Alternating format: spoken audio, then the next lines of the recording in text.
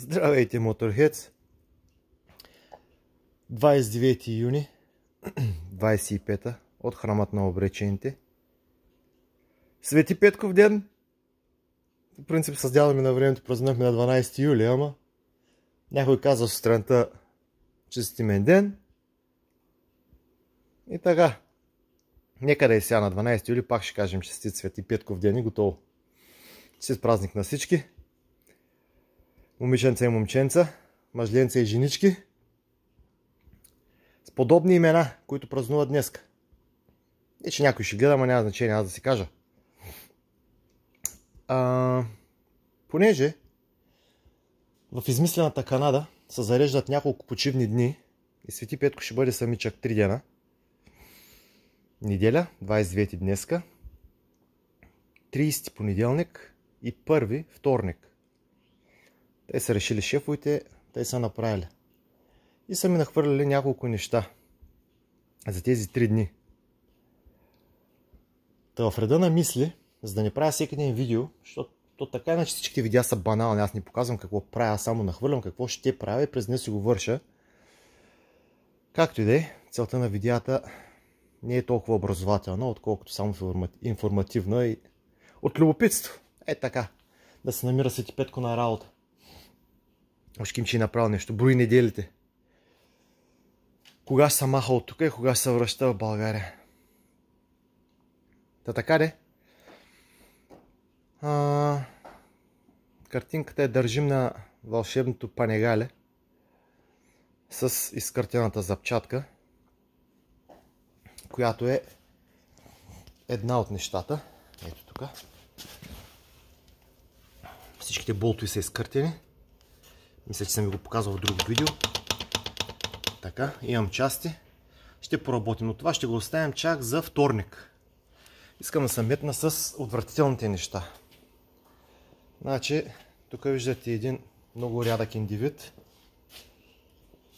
Ето. Мото Гуци.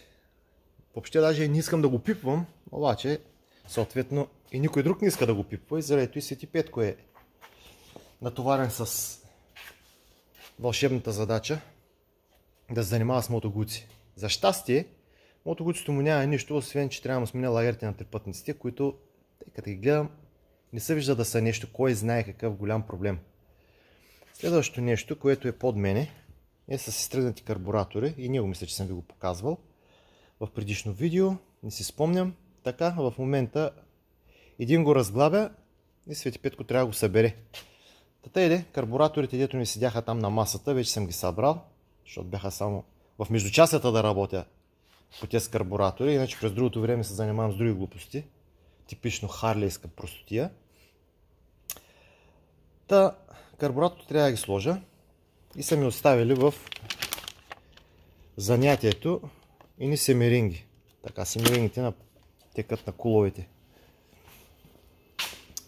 Аз ще си ги степенувам. Това е Триумф, дето него съм ви го показал, му идоха части.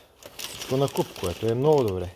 Гарнитурка и за резервуара 2 клапички, дето миналия път ги щупих. Тъй. Този хубосник лилавия, който го гледате вече за 3-та седмица, съм го разхвърлял целия. Теле. Е целия, ама малко по-надълбоко отидах, защото клиента искаше да му се смени лагера на касетата на съединителя. Така. Като всъщност се намира от другата страна. Но това е положението. Лагер нямам. Ето и карбураторите, за които ви говорих. За Blackbird. И ето го резервуара на Триумфа, който чака за тези двете клапи.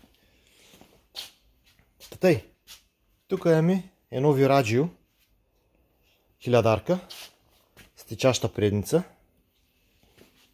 И тук имаме една Honda Sabre V45 Sabre. Sabre-то е също за смяна на семерингите и за лагер на трипътниците. Смятам да се захвана с него като най-голям чупандрак и буклук, въпреки че изглежда лъскав. И още пърка. Разбира се, железен чук. Както на ямашката, която ви показах 650 кубиковата миналата седмица или по-миналата беше, не помня вече. Едният цилиндър не работи, обаче който иска да занимава с тези цилиндри, мен въобще не ми се пипва. Аз правя тези работи, които отнемат най-много време. Пък цилиндрите, кой как се занимава, най-вероятно пак аз ще става през седмицата. Тъй, защото не знам кой ще намеря, не се знае кой има, има ли компресия, няма ли компресия, карбураторите ли трябва да се чистят. Има 300 000 причини лъскавия мотор да не изглежда толкова лъскав. Тя и баба има ботокс и силикон, ама ние на 20 години. Така, да не ръсе мозък. Да има друга страна, какво има. Разбира се, направихме реглаж на клапаните на десятката и се оказа, че просто няма нужда за реглаж на клапане. Глупости на прости. Както някои ямахи, деца на по 100 000 и се отварят само така да се установи, че просто няма нужда да се отварят. Който ме разбира, ще знае. Който гледа видеото, който трябва да гледа видеото, ще се засмее в момента, като чуи тези думи. Тук имаме един Savage. Много хубав. И съответно и той за лагер на трипътниците. Така, за 3 дни съм заринат с лагер на трипътниците и семеринги на коловете. Ето бе, хора. Тук имам един. Вчера си го пръснах. Номад 1500. Обаче номада малко ме вкараха в час. Търси нещо да намериш, което не е обичайно. И какво да намеря необичайно? Аз всеки ден не отварям номади, за да знам кое има необичайно. То единственото необичайно, което виждаме, е, че всичко е изгоряло. Обаче това е за трети път вече.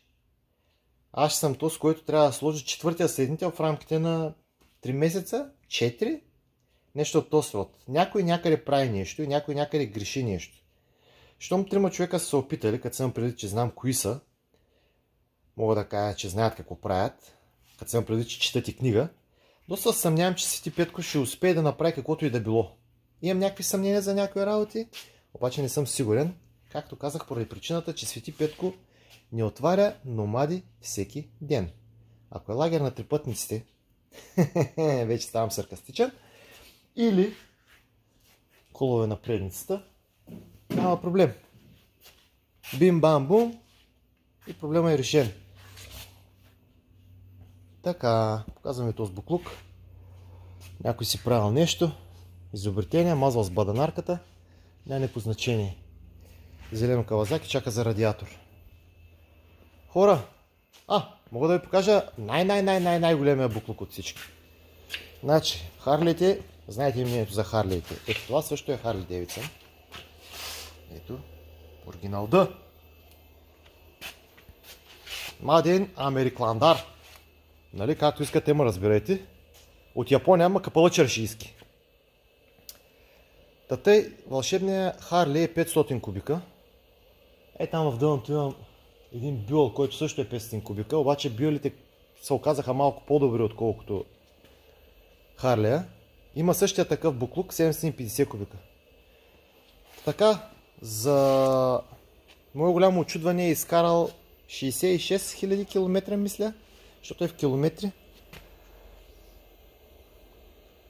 Което е очудващо, но в крайна сметка се оказа, че от Свети Петковата диагностика задният цилиндър не работи и съответно компютърчето нещо е сдало багажа. Има си чалъм, проверил съм го, карам го да тръгне. Който разбира, знае как става, не ми се влиза в обяснения. И иска ново компютърче. Тъй. И да завърша с една хубава гледка. Ето е едно хубаво Виктори. Цвета много макефи. Читав мотор, особено като и нов.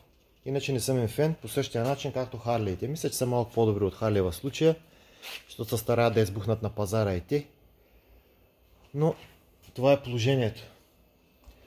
Айде, хора, дълго видео стана. За 3 дена видео това ще е. Чао и за сега. Мятам се. Айде другата неделя, ако има такава.